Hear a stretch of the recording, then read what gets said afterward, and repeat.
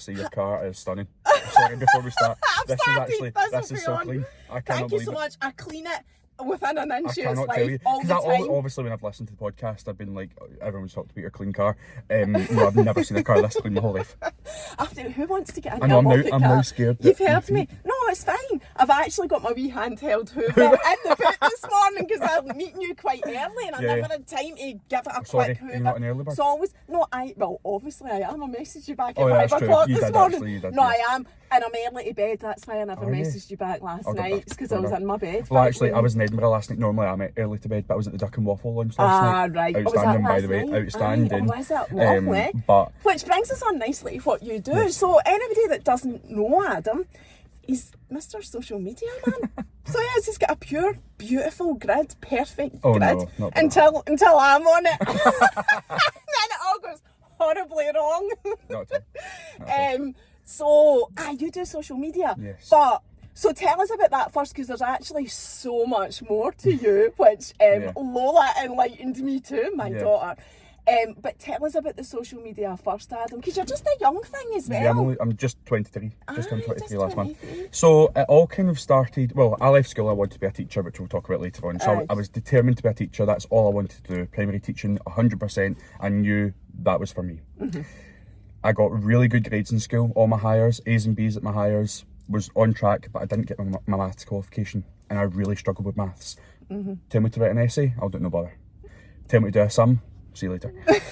So I just can't do it. I've got a mental block to maths. I mean, who needs to know Pythagoras? I'm really unaware who actually uses that. Anyway, so it was actually Cumbernauld College. I went to Cumbernauld College on a Thursday night. And for maths to get my maths qualification to allow me to go into teaching. So I started that course as soon as I left school. So let's say my prom from high school was the Thursday. I started that no, it was a Wednesday actually. I started there on a Thursday night. Right. But I woke up that morning and I was like, what am I going to do? I was like, I'm at night school 1 night a week. I've now got all this time. What am I going to do with myself? I was clueless. I had no idea. I was panicking as well. So had you done up to 6th year? And that was you? Yeah, wasn't the plan. Wasn't the plan. I had applied in 5th year, got into all my 5 choices, didn't get my maths, had to stay for 6th year, didn't get my maths again, so I had to go in there to get my maths qualification.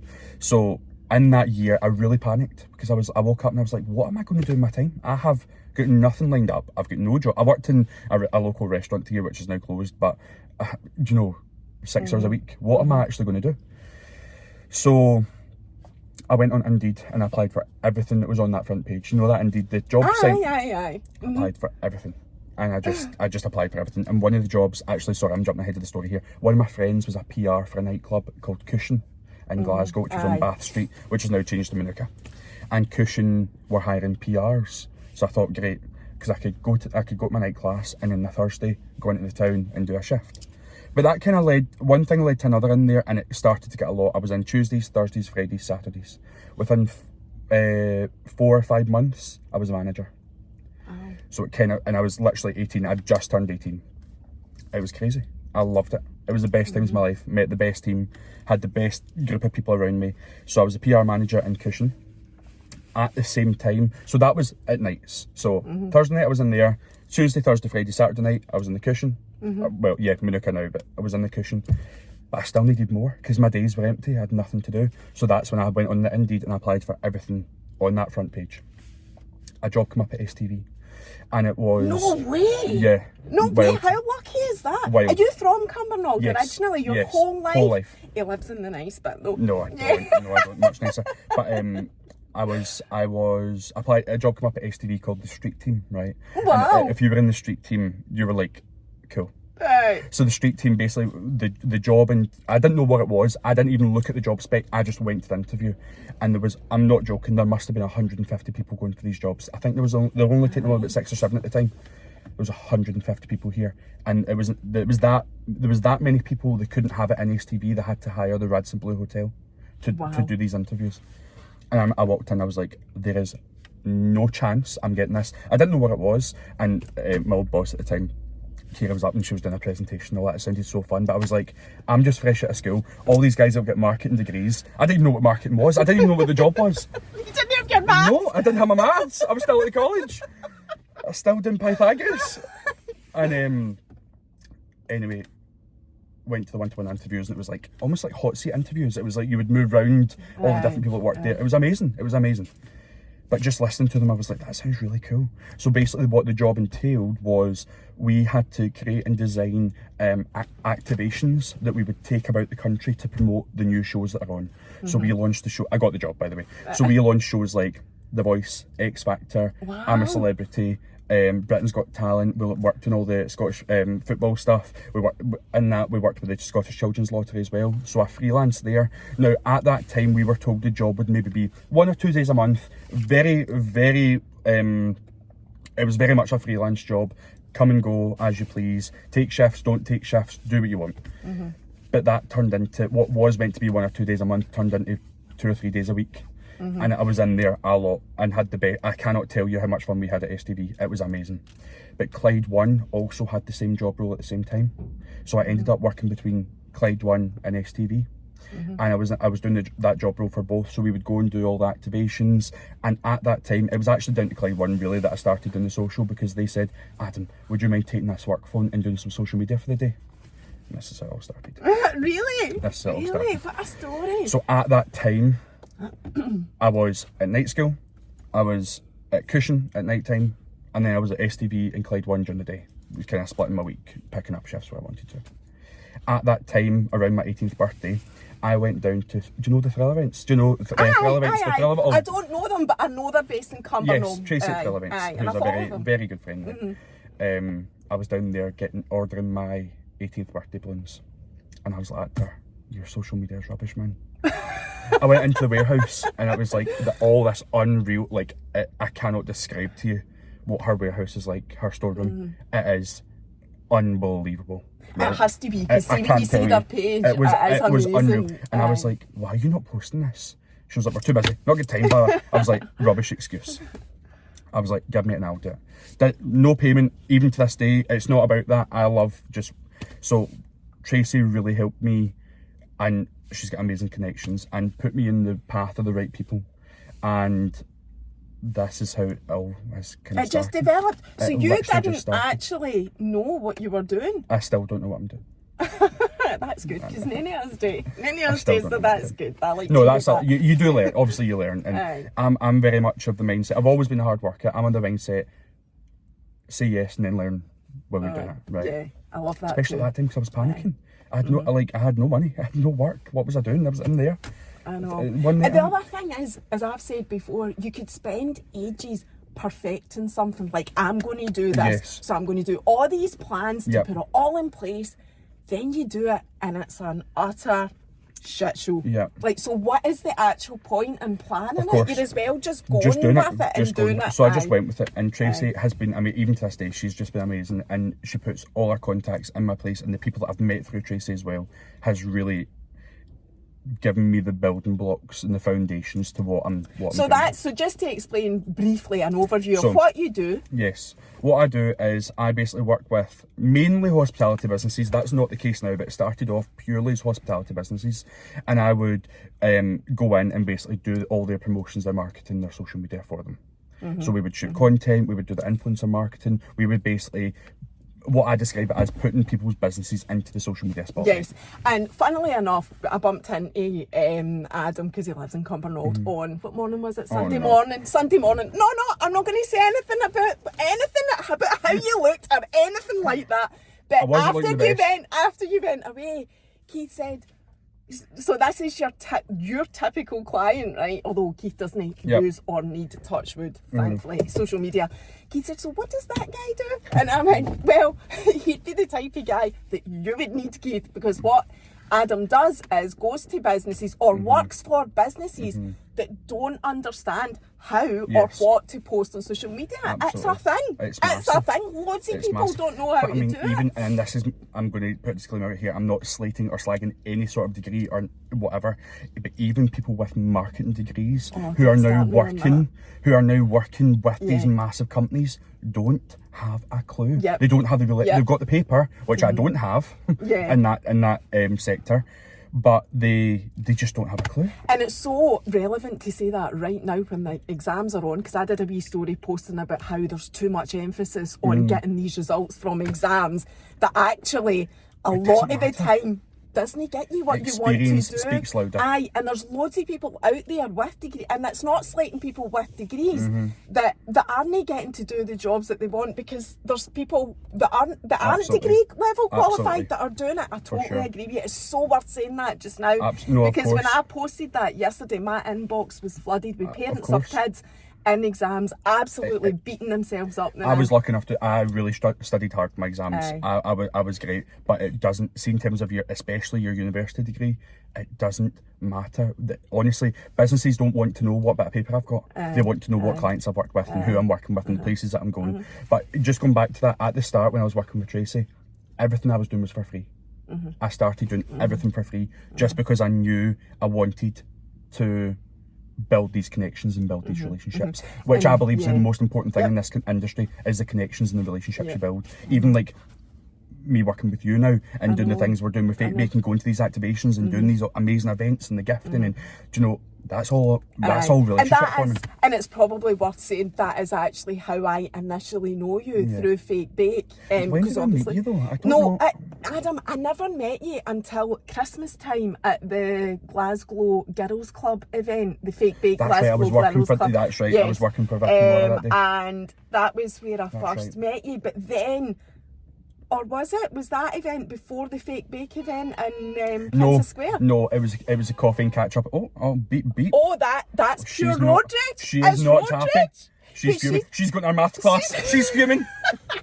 She came in, that's a one way, so she has came in the wrong direction. So loads of people do it. But anyway, what was I saying? Right. I met you at the coffee and catch up. Coffee, cocktails and catch up. And Lola was there. Bake. Yes, at Princess Square. That was about October time, November time. And then I met you at the GGC event. And then we've been at various events. Yeah. And then it transpired that Adam taught at Lola's school while he was doing his training, and Lola knows him, and that was just mental when we realised that. What a small world. So going back to like your journey then, from doing the whole, were you still, when you were doing the stuff for the social media, were you still doing STV and Clyde One and all of that? Yeah, so everything I was there for about a year. So basically what happened was I was freelancing for that year until I got into my degree. Right. Now at that point I could have went in two directions. I could have patched the degree, patched the primary teaching. I don't even know if I said that. Did I say that? I wanted to be a primary teacher. Aye, you said so that. I got after that year of being at college, got my maths qualification, got into the degree. Got accepted for the degree once I got the qualification. I had then a choice to make. Am I doing this degree, or am I going down this social media route, which I'm now loving and having the best time? And genuinely, when I say I've had the best time, I cannot express it does come across like that. It has been. And it is lovely, and I have to say that as well. And I'm not a big influencer. I do my thing. Of course, we were sitting in Ollie Morse the other night, knowing the front. I follow you. I'm not that typical influencer. Let me put it that way. But you need to remember though, everyone's an influencer. I know. Everyone's an influencer. I know, we all whether are. you get 200 followers or 200 million followers. Everyone is an influencer in some capacity. Yes. Even in your family life at home, somebody says, "Oh, what do you buy?" or "What do you?" Say your best pal, I went to that restaurant, it was unreal. Of course they're going to go. We'll do it. Yes. No. What was I saying? I'm so grateful for the events and things and treats and gifts and everything that I've had. Like just knowing and connecting. I know it's such a privilege. It really is, and it doesn't go unnoticed on me. I'm grateful every day for it. So I just wanted to say that. Anyway, I've lost my train of thought again. I'm extremely grateful as well. Right, so got into the degree. I had the choice to make. Do I go into the teaching or do I not? Now I'm the type of person, when I start something, I want to finish it. I went into that maths course to get into that teaching course, so I was doing that teaching course. Went into it. So I've been at university for 4 years. A lot of people do not know this at all. When I put it up the other day, I put my dissertation picture up, people are like, "You've been at uni for the last 4 years, we didn't even know that." Have you just graduated? Last week. No, you did not. Oh, I didn't even know my dissertation hand-in was the day. Thank you. My dissertation hand-in was the day after Ollie Murs. Oh my god. Yeah. How did you juggle all of that? I don't know. I really don't know. So I know I'm going to jump ahead in the story here, but obviously I've been through my placements.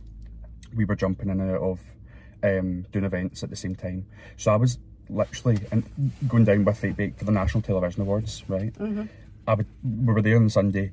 I would get the flight back on the Monday. A car would pick me up at Glasgow Airport at 7 in the morning, drive me straight to school, and I'd start working in the school at 9 a.m. Oh my God. So it's been really hard. I'm not going to lie. The last 4 years have been really, really hard. I am so thankful for COVID, and I'm going to say that now.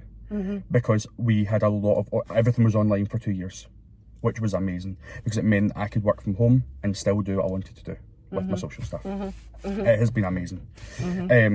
But I mean, I was doing events, getting home at 3, 4 in the morning from London, 5 in the morning from London, and then going straight into school and teaching. It has been nuts. It's mental because you look at your social media, because that was how I felt. Honestly, respect Thank you. A wee bit warm. That was how I felt when we ascertained through Lola that you'd been teaching at her school. Mental. I was like, Mental. it's so just bizarre. doesn't compute. No, it doesn't. I just don't know. I mean, it's done. I've done it. Aye. But I just don't know how I've got there. Yeah, and I've asked you this, and I'm going to ask you for the purpose of people knowing. So, what now, Adam? Because you've got such a successful business. You're self-employed. It's your business, and you've got this degree in teaching. You're a qualified teacher. Yeah. I wouldn't thank you for it, but I'm struggling do you know with what? I'll say this. It is the most amazing job. It's the most rewarding job. When you're sitting in a classroom and you've got 30 children eating at the palm of your hand, listening to every word that you say, excited to learn. When you get them into that, don't get me wrong, it's challenging to get them to that position, but once you've got them to that position and you are teaching, it is the best job in the world. And no one can say otherwise. It is phenomenal. Don't get me wrong, you've been hit, you've been punched, you've had pee all over you, you've cleaned See, up. that's the bit I just it's horrendous. The behaviour sometimes Hats in off to certain places is horrific. But as a whole, it is the most wonderful job in the world. However, for me, it doesn't give me the freedom that I want. It doesn't give me the freedom that I'm used to. Because I can pick and choose, I can go to that restaurant invite tonight, I can go and take that gifting and go and shoot my content, and I can pick and choose what I do. With teaching, I can't do that. It's just not flexible enough for me. And a lot of people, that's how I measure success, is time. A lot of people measure it financially, I don't. A lot of people, with how much you can buy, that's not for me. I measure success on time. Really? Yeah. That's not what I would have expected you to say. You are a totally different guy to what your social media puts across. Of course, the thing is, but you your need to remember stories that. are quite down to earth, I would say. Yeah, I'm not, my grid, I'm not that, but my stories are quite real. But I measure success on time. I just want time. I want the freedom. I want to be able to do that. See, if I was teaching right now, I'd be in class. I couldn't do this right now. I know. But I've chosen to be here. I want to be here. I want to have this chat. Do you know, when you asked me, I was like, of course, I would love to. When Thursday night, of course I would. Didn't think you would as well. Do you know, I had a bit of apprehension about asking you. No, I you don't. Just want to mix with that. No, of course. Like No, not at all. I measure success off of time. And right now, what I do, and this new kind of self-employed life that I'm just starting, this is just the start of my journey.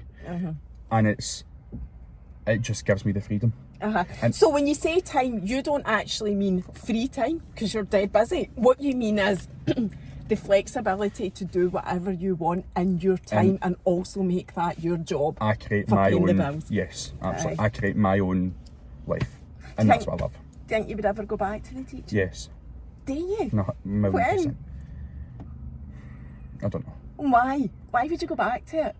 Because it's such a wonderful job. I can't tell you how amazing it is. I love it. God, I just love it. See, if you love what you do, you never work a day in your life. And right now I love what I do, but I wasn't loving the teaching at that time because it didn't give me the freedom. Now, see, once I've had all this fun, and you never know where this industry will go. Who knows? Do you know? That's our job, to be ahead of the curve. But I'm never saying never to it. Because in 10 years, I might want to go back to teaching. And you're such a level-headed young man for your age. Thanks. Like, tell me about how do you get to that frame of mind? Have you always been quite grounded? Or have you had coaching on it? People skills, you're quite a PR man. Like, me message for Adam, it's not your average message. I do, like, no. I've been quite, I have... You've got a way with words. Yeah, my head, well... I've got mum and dad to thank for that because they keep me firmly on the ground. They keep me well and truly on the ground because I could easily, my head is in the clouds well and truly. Is it? Oh, Sorry, my head is in the cloud, but my feet are on the ground. Mum and dad always said that to me, keep your feet on the ground. I told mum and dad, you won't believe it. I'm literally going to the National Television Awards. Do you know what my dad said? Oh great, when will you be home? no joke. And they are proud of me. I know they're proud of me, but they just wouldn't. You know, they're not. You know, they really do keep it real. Mum, you won't believe it. I'm literally working on this season of Dancing on Ice. Brilliant. What do you want for dinner? And it's like, but I love that, and I probably need that. I think I need that because I could easily get, when you're working. I mean, we work with, especially with Fate Bake and Vic Halliday Consultancy, which we'll talk about. We work with these really high end celebs, you know, who are in the front. You probably go into Tesco just now, and they've been the front cover of the paper. Excuse me. You know, we're working with these amazing people, and it's just like, how do you keep yourself grounded? How do you keep yourself? And I don't know the answer. I really don't know the answer. How do you keep yourself firmly on the ground? Because at the end of the day, I'm just a wee guy from Cumbernauld. I know, that's what I say about me. I know. I'm just a wee guy from Cumbernauld. I really am. But I love it. I just love, you know. I think that in itself helps keep you grounded. Like, I often think that, you know. To be fair, I naturally have been kept on the ground because I was doing these unreal events in London, then coming back 6 hours later, and you've got kids sick all over you. That kind of keeps you firmly on the ground in itself. Do you know? I naturally have had that experience to keep myself on the ground. But what is next? I don't know. I really, really don't know. I don't believe in 5-year plans. No, I don't. It's not for me. I need, because for me, what my goal was 5 years ago, I'm now living that. What my dream was 5 months ago, I'm now living that. What my dream was 5 weeks ago, I'm now living that. So I like to live more kind of short term, because who knows? Just in the moment. Who knows where this goes? I think for me, combining my education degree with social media, teaching people and about social, I think maybe that's a route I would go down. Because I love teaching.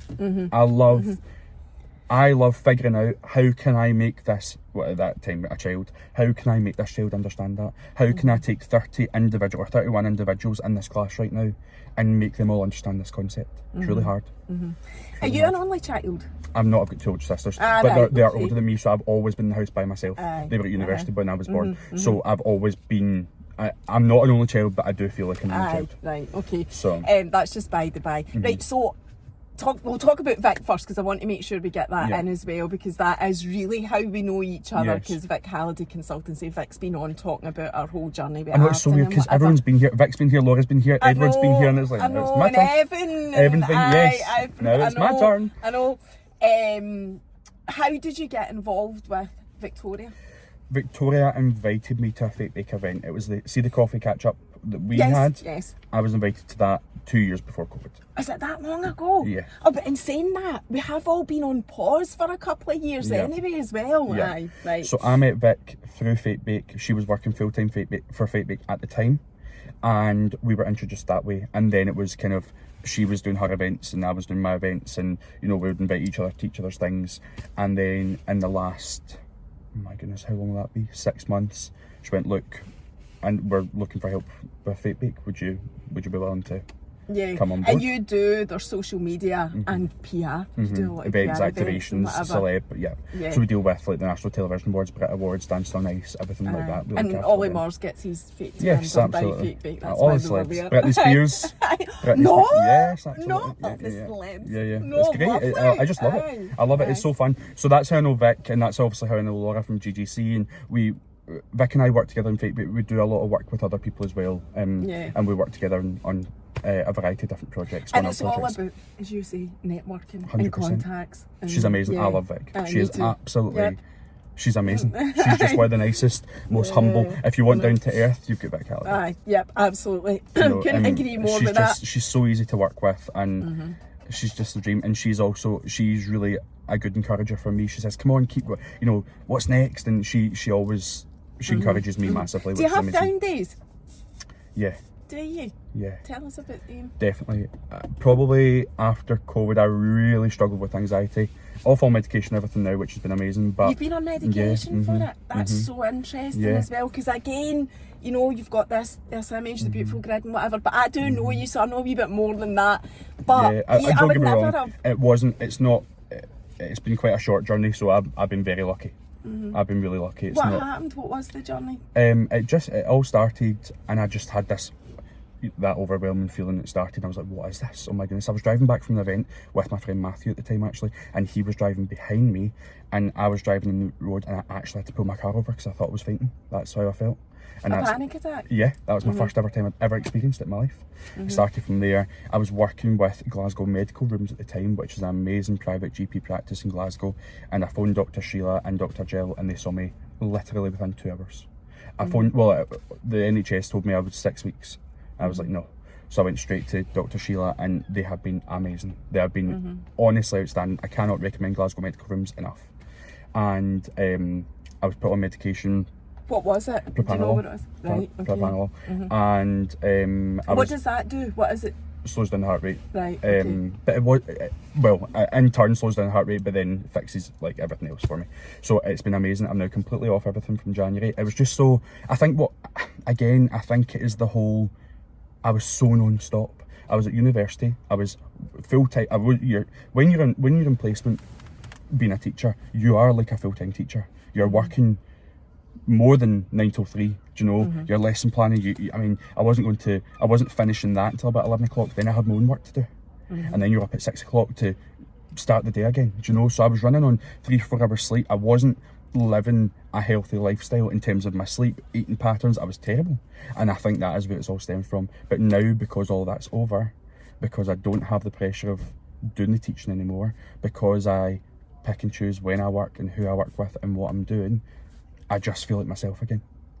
I just have that freedom, that in terms of freedom in my life, but freedom in my own head to pick and choose. Do you know what? I really don't want to work in that project, so I'm not going to do it. So was that at the start of your degree? Or No. This was like after my COVID? after COVID. So just after COVID. So until like December there, January there. So maybe a bit. Well, actually, it was actually January. It was because the 1st of January was the last day I took my medication, and it was my mum and dad. I've got a wee place in St Andrews, and we were there for New Year. We always go to St Andrews for New Year, and I was in Dundee Hospital on New Year's Day.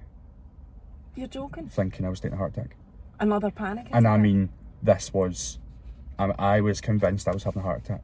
I'd never felt stabbing pains like this in my life, and the ECG did it again twice for me. Totally fine. Just a panic attack. So if that panic attack happened and you'd just come off your medication, what made you stay off it? So that was the last day I took my tablet. Was the 1st of January. And you had a panic attack? On that, well, I took one that day after I was feeling the stabbing pains. After that day, when I woke up in the second, right. it was totally fine. That was me. Yeah. And you just now, I don't know if it's psychologically because I had that ECG, because I knew I wasn't. Did it give me that peace? I don't know. Did it give me that reassurance that I'm not dying? Essentially, because that is what you think when you're in that state. What a panic attack is. Actually think, and I can't see now. I can laugh at it because it's like you're being so ridiculous. But see, when you're in that moment, you really, really feel like you're about to die. And it's so real, and you can't think about anything else but that. But I'm just so grateful. I've not had anything. What is that? 4 months. And how have you been? Amazing. Just Can't coming even off tell you. it. And I stay away from coffee. Oh, I'm because obviously that's decaf. Stay away from coffee, and I try and stay away. Diet Coke and coffee are my favourite things. I try and stay away from Diet Coke because caffeine can sometimes trigger me again. Except from that, I think you're absolutely fine. I cannot express to you how fine I am. I feel amazing. That's good, and it is good that you reached out. You know where to go if you've Oh, got any issues 100%. like And that. I cannot stress enough. If you think you have anxiety or any mental health condition, go and get it seen to, because you know what? See, for me, when I knew, no, you're not unwell, this is anxiety. Well, you are unwell, but when you're not dying right now, this is just anxiety. It does relieve it slightly it did for me. Yeah. And it made me feel, right, okay, now I need to just find coping mechanisms for this. So do you have coping mechanisms that you use just now that you're off the medication? To be honest with you, not really, because I've not been panicking at all. But I think one of my coping mechanisms have been taking myself away from the situations I believe are making me stressed or making me anxious. Is that what you do? Take yourself away. Get rid of it. Because what use is it doing? What use is that doing? Working with that person or dealing with this email or doing whatever. Just don't do it. And do you ever get companies, and you don't need to be specific, I'm just asking in general, do you get companies where it makes you feel like that, that you have to walk away from them? There was one not long ago that we just said no to because I knew straight away. I was like, this is not for me. I can't do this. I can't and do you this. would just say no and recognise Listen, it and say no. thank you so much for the opportunity, but at this moment in time we can't. We can't do this. It's so important to know So that. important. So to just taking myself away from the situation. But for me, see, sleep is the most important thing for me. See, if I don't sleep, that's me. Self-love, self-care, 100%. Making time for you, because in my role and what we do and what Vic does as well, we are so busy making everyone else feel glam, making everyone else feel You good. do make everybody feel so special. At the end of the day, our job is to have these VIPs, and we are looking after these VIPs. You know, we're looking after some of the biggest celebrities on the biggest red carpets in the country. It's massive. But we never leave time for us. And I know Vic spoke about like the celery juicing. Have you tried the celery juicing? No, I was going to say, I'm glad You you've need to do mentioned it. that. I wasn't Please. sure if you wanted to Please. talk about it. Please. Adam, I couldn't think. Sorry, you not try whoever's it? idea. Would you not try it? I don't think I could. I don't cannot think tell I you. could drink celery juice, man. I cannot tell you how amazing it is. I honestly can't tell you. It is, even for me, like when I would, I've been on it since I finished my medication as well, and I do believe that is another reason why Right, I'm so off the what do you medication. do? 16 ounces of celery juice on its own every morning on an empty stomach. It is amazing. There was one day, when was it? 2 days ago I didn't have it. I actually felt my blood sugar. I actually felt my energy. So what does it do to you? It gives you energy? I can't go into the details of it because I don't know fully, right? Right. Because it's been years since I've read the book, but it essentially gets into I believe it's your liver, and it is like the biggest detox for your body. It is amazing. See, after day 7, you really feel it. You need to do it for 7 days. And where do you buy it? Do you buy it from someone specifically that... So I juice the celery. You juice it yourself in the morning. Oh really? You it buy has to be them? fresh. Right, okay. It has to be fresh. You can't add ice. You can't add water. You can't add lemon. Oh God, how do you get it down the hatch? I gag every morning. Listen, I gag in my toothbrush, to be honest with you, so what hope have we got? But it is, I mean, it's vile. Like, I could gag now thinking about it, but it is phenomenal. Right. I cannot recommend I it could enough. hold my nose and try it. How much did you say? 16 ounces, so it's like 2 packs. 60. 2 packets every morning? Yeah. Right, and then the rest of the day you just eat. It's not an Just eat, actual it's not- celery juice diet. No. It's just no. a supplement, You're just if you like. you're including it. It's not a breakfast supplement either. You No, still it's eat. just- You leave it for half an hour in your stomach after that, and then you can just get on with your days normal. And what does it do to you after 7 days? What benefits do you Well, get? yeah, I felt the real detox after the 7 days. So the first 6 days, I was like, whatever. On day 7, I was like, whoa, I could really feel the changes. I could just feel my blood sugar totally stabilising. I could feel just feel so much better. My energy levels throughout the whole day so much better. I was sleeping better. It's brilliant. And you I would used do to get it now? rashes on my elbow as well. Totally gone. Totally gone. That'll be probably linked to anxiety. Probably totally gone. I cannot recommend it enough. Well, Vic obviously spoke about her fertility through it, Yeah, and yeah, she that's strongly right. strongly That's what she- believes Aye. 100% that it was through this medical medium that Vic was able to have after. And She did say she said that. openly as well, Vic was at her lowest weight when she was 9 months pregnant. And she was doing the That's celery incredible. juicing. And she came off it obviously after. It's hard to keep seeing you wake up in the morning and you think, I need to know. juice this celery again. And then clean the machine. Clean the machine's the worst bit. See if I could pay somebody to just clean that machine, I would. That makes you gag as well. Oh, no, it's not for me. No, it's not for me. But you're doing it. But You're I'm doing forcing it. yourself It is, to do it. it is so worth it. I would highly recommend you do it. Right, okay. Please try it. I might try it. Just I try might. it. Even see if you give yourself a challenge. Try 2 weeks. Just try 2 weeks. 2 packets a day. Yeah, 16 ounces. Well, actually, it's less. It is 16 ounces is slightly less than that. But Aye.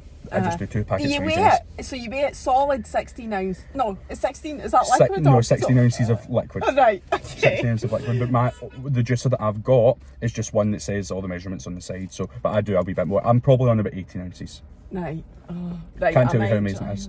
So yeah, that's kind of what I'm doing. Taking a step away from things, spending time for me, which is so important because you cannot. My mum says that you can't burn a candle at both ends. You know, you Your mum's right. you need to One the just. moz. I'm on the moz.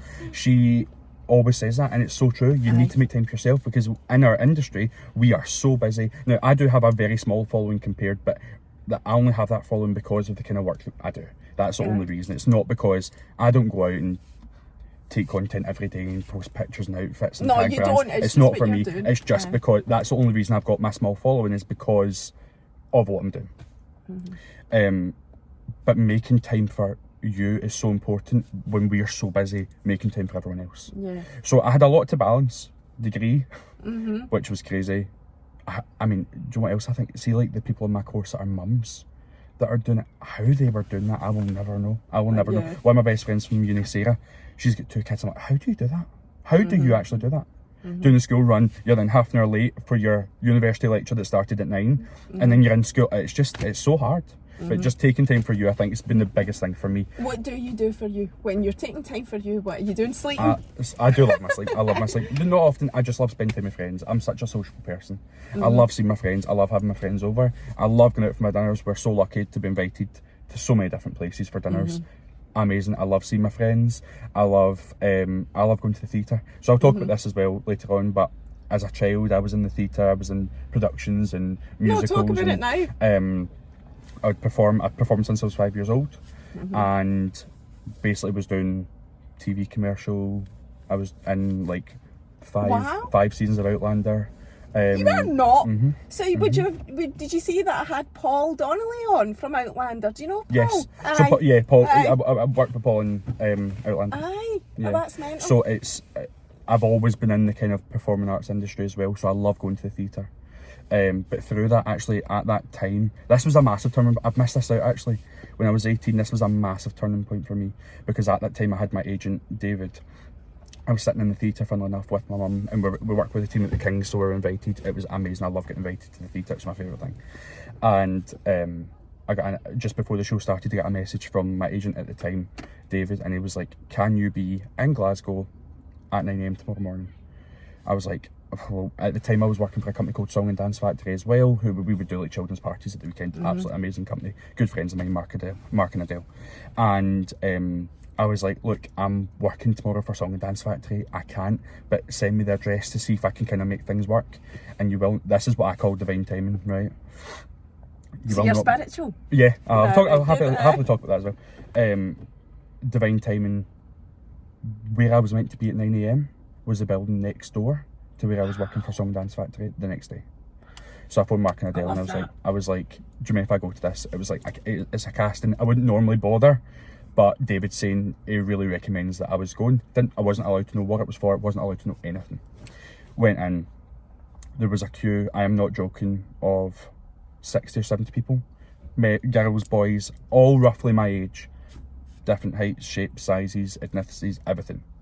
And stood in the queue.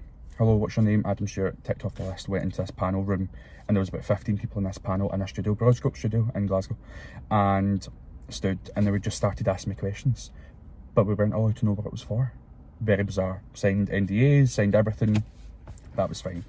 I just went for the experience. I didn't expect anything from it. I had no idea what it was, what we were doing, but we had to talk to camera and kind of, we were asked questions about our life and things like that. And about 6 weeks later, I got a call saying, "You're going to London." I was like, what is going on? So anyway, still had no idea what this was for. Was in the Hilton Hotel, was told to take a backpack of a suitcase of different bits and bobs. That was fine. Went, and they were like, "Right, Adam, you're going up to hair and makeup just now." Still didn't know what this was for. I'm like, going along with it. I knew the paycheck, so I'm like, fine, I'll go along with it, fine, whatever. And I got up the stairs, and the I'll never forget the wardrobe guy, just your stereotypical wardrobe guy, right? And I went, listen, I said, I'm so nosy, I need to know what I'm doing. He went, do you not know? So you know the brand ASOS? So ASOS launched their own brand called Collusion. And Collusion is now one of the biggest selling brands on ASOS. And he was like, this is a launch of ASOS's own brand, Collusion, and you are one of 3 people from Glasgow that's been selected to do this.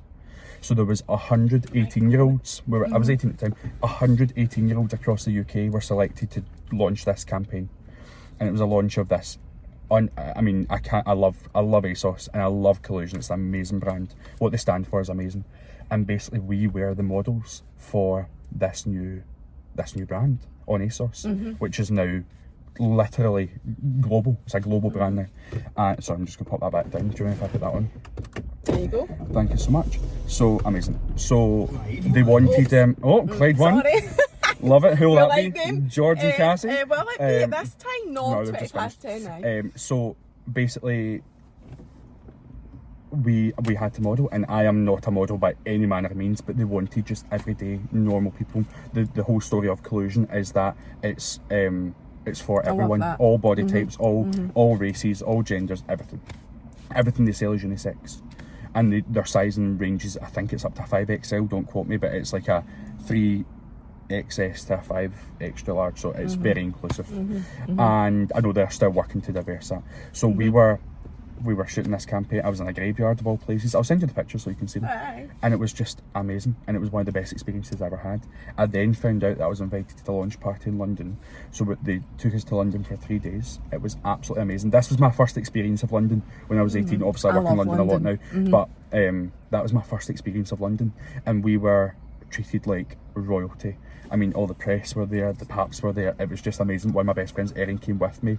I was like, I remember after that, there was a 3-day launch, and after the 3rd day, we were lying in bed like that, and I just went, what are we doing?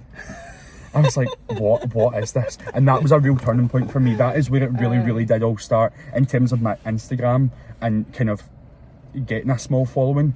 That is where it all really started for me, because, I mean, I remember we were on every billboard, everywhere. We were everywhere, bus shelters. It was insane. Adam, it's mental that you say that. I saw somebody post something on Facebook. I'm not on Facebook very often, but a couple of people I've had in my car have shared the podcast on Facebook, so I've gone on to reshare it, right? And I went on one day last week, and it was a nail business.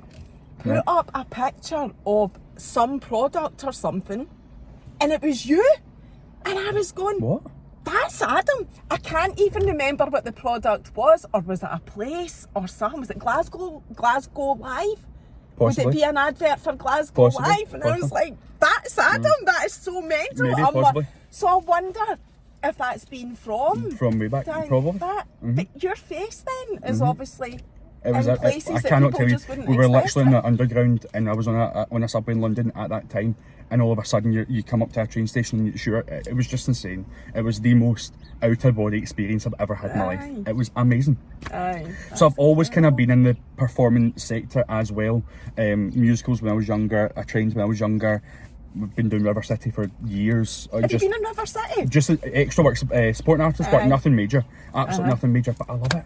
Absolutely love it. So again, going back to what we were talking about, the kind of downtime, I love going to the theatre. It's one of my favourite things in the world. See that 2 hours of escapism? I love it. It's brilliant. I love watching people perform. I love hearing people sing. I think it's just so... I love a good show It's just myself. amazing. I just love it.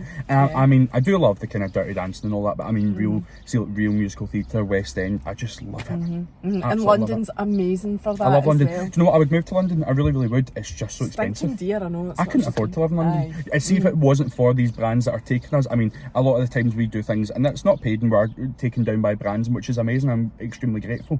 But I love going down, but I couldn't afford to do it if it wasn't for the brands. I couldn't. No, even staying in a hotel, if you It's pay a for it yourself, fortune. it's stinking dear, I know. Priced it up to go just for a wee overnight with my friend, £1,000 I was a night. just going to I'm say like that. what? We were going, the 3 years we're going as a family for the September weekend for many a year there. After COVID, forget it. I can't Not afford done it. it. It Not is done it. absolutely honking dear. Not done it. I know.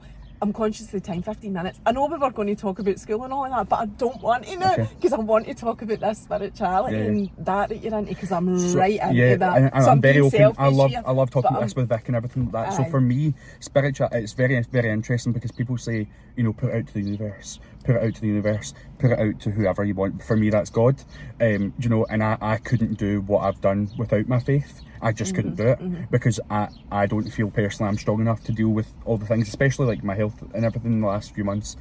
I couldn't have done that. I couldn't have got through that. And I believe that, I know I'm going back to school here, but I couldn't have got through school and whilst working at the same time without a faith. I couldn't have done it. Do you know that's the reason I sent? So I'm not actually, do you mind me talking Of about course. the religious side or anything like that? Yeah. I'm not actually Catholic, but Keith is, and so Lola is, as you know, that's how you know her, she went to the Catholic school. But that's one of the reasons, it's a big, huge reason actually, but I was quite happy to go along with Lola going to the Catholic school because I wanted her to have the faith, but it wasn't about being, worshipping God. Everybody's got a thing. Yeah, whether it's the universe or God or whatever. It means the could be same. whatever. Yes. It means the same. Yeah. So I'm not using that word in the term of the course, Bible I God. understand. But I just felt like if my Wayne has got a faith, then just maybe she won't feel the way that I felt as a child, and For I sure. just wanted her to have that spiritual What I would say is, I think connection. you have 100% made the right choice by sending her there. That is one of the most, I know I said this before, it's one of the most amazing schools. I cannot tell you how amazing it is. Now, I am not... And that's good to hear, because a lot of the mums actually follow me. I and they'll cannot love hearing that. I cannot tell you how amazing that school is. Every member of staff. Now, I was very lucky. Sorry, I'm going back. I will go back to this. It's all right. I was very lucky in that school because we always play a game with one of my uni friends, Sarah. How long will it be you're in a school till someone finds out what you do? Right? It's just that game. In that school, I was busted in day 2, and I found out because it was a friend of a friend, and it's like, do you not do that? And so, but I was lucky enough that the staff team at that school were so understanding, and they were amazing. And you know, Marissa Harper and Marina and I don't even know if they're all still there. I don't know their first names, so I don't know, but that's fine. Just refer to them as their first names, because you know, they were the most supportive people I ever could have asked for to be in that school. They were absolutely amazing. I still chat to them even now. I must admit, I find the school extremely supportive as well. But for me, going back to the school and the spirituality side, I got such a fright because I didn't realise how often they prayed. I didn't realise, I didn't know the prayers. I didn't. So thankfully, I'm Do you happy go to church? Yeah. You go. But I didn't know. It's not very traditional at all. I'm not traditional whatsoever. So, but when they started saying their prayers, I actually called it chanting, because it was just so often and every single day. But thank goodness I had a mask on during COVID, because I didn't know what to say, and the kids would have been like that. Who's he? A fraud. He doesn't know his prayers. Hail Mary. Do you know? I didn't know what I was doing. But do you know what? I can really, I'm happy to say this openly. I can see the difference even in behaviour in Catholic schools. I know that's a very broad statement to make. In Catholic schools compared to non-denomination schools. That school, maybe it is a tight And that's ship. your experience, though. That's my experience. That's it. What a fabulous school. Aye, that's good. See if a to job know. come up there and I got it, I would go back into teaching. Amazing staff team, just brilliant. So for me, you know, I'm glad you did send her there, because it does give her that faith, it does give her that hope, whatever you want to call it. You know, spirituality, faith as a whole is a very, very personal thing. Yeah. And it's what you make it. Yeah. Do you know? And it's, for me, it's not about ramming the religion down our throat or anything like that. It's just I would hate having to think that that people were spiritual doing that. belief. It's not. No, I know, but a lot of people that don't understand. There's another bit of thing. road rage. Cumbernauld I love is full this. of road rage today. That person didn't give way, so he was right to be annoyed at that there. Anyway, a lot of people perceive it as that, and it's not that. And for me, I always say we take from it what we want. And when I say we, I mean the collective, you know, as a family. And Lola very much understands that it's her choice. Like, I try to make her know that. But she also, like, I talk about the universe and the whole spiritual thing. She also gets that, which was never something that was talked about when I was wee. And I really feel, again, if I'd had those kind of options much younger in life, maybe I wouldn't have struggled as much as I did. But I think you saying putting it out to the universe, or, you know, put it out to the universe, what'll happen. I believe that about God, do you know? So putting that out, and it, you know, I couldn't do what I'm doing without my faith. So it's so interesting. You can talk about it all day. I actually was at a restaurant invite for the Merchant. It was a brand new steakhouse just opened up, and I was sitting next to the lovely Danielle, and she brought her +1. And do you know what way? See, when you get into a chat about religion where it's not, see, like the way we're doing it now, where it's not people getting defensive and put you're wrong, and I just think it's such a wonderful thing to talk about, and I love it. I love talking about faith. Totally. It's so interesting. There's just so much to it. Yeah, and I definitely think, like, I've got a God, but for me, I don't even know what that is. I don't actually know. I can't be specific, but I just know and believe that there's a higher power. Like, I genuinely It's so interesting. believe that. Yeah. And there's just so many things. And I also think that when you do believe it, it's like, how can you not believe it? When you do believe it, things come to you. I just don't believe that I would have had the opportunities that I've had, even when I was younger and everything was just invites and whatever. I wouldn't have had these opportunities if it wasn't. However I went from a teacher or wanting to do primary teaching to doing what I'm doing now. That just doesn't happen without, do you know, it just, for me, that just doesn't happen. Do you know? So, and you always find that people that do have that belief do get more opportunities as well. I mean, You've been Look at mad. Vic. I know, you'd be mad not to believe it. Look, you know, look at all these amazing. Edward as well, very, very spiritual, and he's very open about God and universe, and I just think it's so interesting. Oh it yeah, really, really totally. So we have got a wee 10 minutes. Amazing. So I wanted to ask, Go for it. schooling, just your view. So this is so controversial. Let's just say all these opinions are my own, and this is not.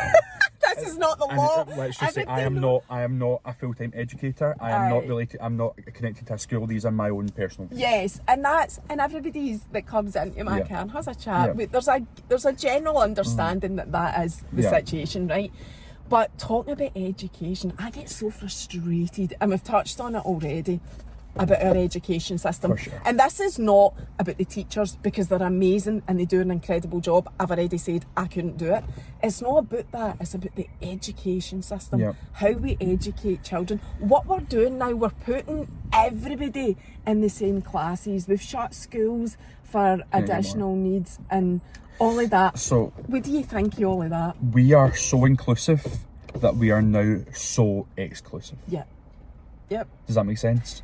We are, believe me, teachers are able to teach a wide variety of learners. They are equipped and have the ability and the training to work with children with additional support needs, with learning difficulties, with any sort of neurodiverse learners. We are equipped and we are taught to do that.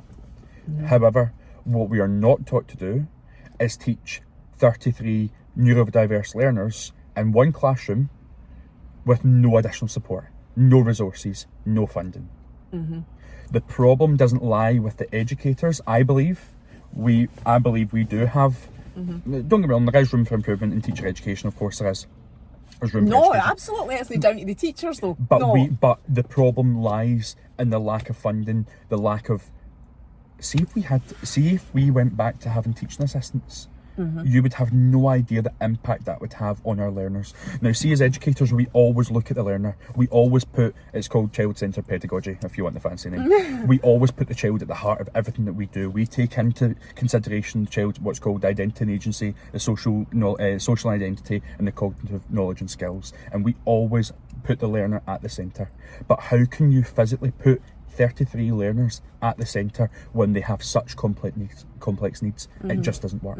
We need these additional schools open back up. Definitely. I'm so glad that you said that. But do you know as well, right, in my experience, and I'm just speaking generally, and this is not fair on anybody, when there are additional needs children being put into classes of children who are on the average scale, shall we say, I don't know the right terminology, I'm sure you know what I mean, I don't want to offend anybody, No. But when you're creating barriers in my to learning. experience, barriers to learning, risks to both the child who is in with everybody else on the usual, learning scale, whatever it is, with the children who need more. And the weather it's today is unreal. I know, the weather doesn't know what it wants to do. Got a wee bit of radio there again. And it's not fair on any of them. It's not fair on anybody. And I just don't know how we can continue to go like that. I really don't know either. And believe it, in all the schools I've been in, believe me, teachers are incredible in Scotland. They really, really are. What we massively lack is support. These children, I agree. Some of these children need one-to-one support. Our education system is not set up to provide that support. So, see, inclusivity, it's the biggest buzzword used in the Scottish education system. We are inclusive. We will do this. Perfect. Getting it right for every child. Putting your child at the centre. What a load of crap. What a load of crap. How can you put my child, a neurodiverse learner, at the centre when that teacher is is totally overwhelmed with paperwork, with behavioural needs, with doing everything that I can't even tell you. I know this is so simple, right? See, photocopying for 33 kids. It takes forever. And I know that sounds like such a trivial thing, but it's a massive part of our day. See if we had support to allow us to actually be a teacher. Imagine where our education system would be. And I find it really disturbing that funding is still being cut to this day. I know. I'm the same. How can we cut this any further than it already is? Yeah. We are always taught think about your learner, think about your learners, how can you adapt but if you, so I teach we teach a subject in the morning, a subject after break, and 2 subjects after lunch, right? So you get 4 learners for 33 learners in a class, say, with 4 different lessons to teach. If I'm differentiating, I've got three, well, in the schools I've been in, we've had 3 different ability groups. I said ability groups here, that's not the right terminology, but 3 different levels, let's say, right? If I have to create the same task but differentiate it for 4 lessons a day, how can we physically keep that up? You can't. It is so hard. It is so much work, and it is not. Let me tell you now. Anyone that says that teaching's 9 to 3 is a liar. It is not. I watch these teachers not leave till 6 o'clock at night, and I know we're still getting emails at 11 o'clock at night because they're still working. They're still prepping their lessons. Even the school Twitter page, goes nuts. Tweets come out at random times, and I think to myself, that's got to be a teacher. 100%. What doesn't help as well is that I personally feel, I don't know your opinion on this because you're a parent, I'm not. At the moment, I feel it is it used to be teacher and parent against pupil. Right now, it is teacher against parent and pupil. And no child can do wrong in a parent's eyes. Oh, God, thank you for saying that. No child can do wrong in a parent's eyes. And it is my biggest bugbear. Because if your child is misbehaving in my class and I phone you, or the teacher phones you, they're not phoning you for the good of their own health. Now, I'm sure there's situations, don't get me wrong, there will be situations where things are wrong and there maybe something's been miscommunicated or there's a misunderstanding. As a whole, it is a massive concern in the Scottish education system. Thank you for saying that. I was going to bring it up, and I was going to bring it up by saying this is going to be pure controversial, but I'm going to bring it up. One of my biggest bugbear, I'm not that more. Can I just say that? I am not that more. And see, when I get contacted, and I'm just going to say it, by other moms out with the school to discuss or speak to me about things that are going on in the school, I want to scream. I want to scream the place down, because so I've sat in the children's panel. I think that puts me in a slightly different position. I know what you're up against. I've been there. I've been sitting on panels where I can see firsthand what the teachers are up against. And I would recommend anyone that can do that and has the time to do that, please do it. It's incredible. It is an amazing experience. But what I can't cope with is that thing of parents thinking, like, we all want to stick up for a reason. Of course you do, that's natural, of course you do. But you need to put yourself in a position of, they're a child. They don't always tell the truth. You're not there. The most important thing. You are not there. You are not there in the school, in the class. You do not know what's going on. Therefore, you do not know the truth. Sorry, what did you say there? I couldn't agree more.